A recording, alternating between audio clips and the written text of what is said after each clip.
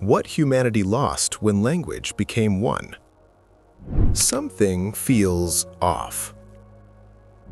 We are more connected than any civilization in history, yet understanding feels thinner than ever. We share information instantly, but wisdom doesn't seem to transfer. We talk more, translate faster, communicate constantly, and still, something vital keeps getting lost. We innovate at record speed, yet repeat the same mistakes. We build global systems, yet struggle to solve local problems. And the message we keep hearing is, unity requires sameness. One language brings progress. Difference slows us down. But what if that discomfort isn't confusion? What if it's your intuition flagging a systemic cognitive failure? Go back here. I recover lost human technologies, ancestral operating systems that protected humanity before efficiency was mistaken for intelligence. This isn't about nostalgia. This isn't about tribalism. This isn't about rejecting the modern world. This is about system design. If you sense that humanity gave up something powerful in exchange for speed, scalability, and uniformity, you're not imagining it. Subscribe if you want the instruction manual back, not to retreat from the future, but to survive it intact. Here's the belief we're sold today. One global language equals unity. One optimized system equals progress. One shared framework equals peace. Diversity is framed as inefficiency. Redundancy is framed as waste. Difference is framed as division. But that framing comes from machine logic, not from ecological intelligence. And when human cognition was treated like software instead of an ecosystem, we didn't become more advanced, we became more fragile. Here's the truth modern culture avoids. A single language is not unity. It is a single point of failure. Before the first towers were built, before ambition reached for the sky, humanity already lived in one language. And that state wasn't grace, it was extreme systemic risk. The ancient record is explicit. The whole earth was of one language. That condition wasn't celebrated. It triggered intervention. Because one language doesn't just unify speech, it centralizes perception. It forces time, space, causality, color, morality, and identity through a single cognitive lens. One grammar, one metaphor set, one way to think reality. Perfect for building a tower, perfect for collapsing everything beneath it. Language is not a communication tool. It is a reality compiler. Each language builds a different mental interface.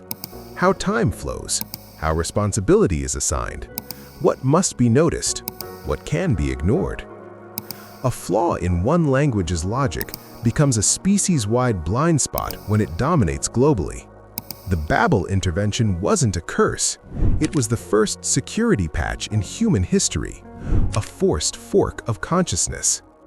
One monolithic cognitive system sharded into thousands of parallel processors. 7,000 languages, 7,000 world modeling algorithms. That is not confusion. That is resilience.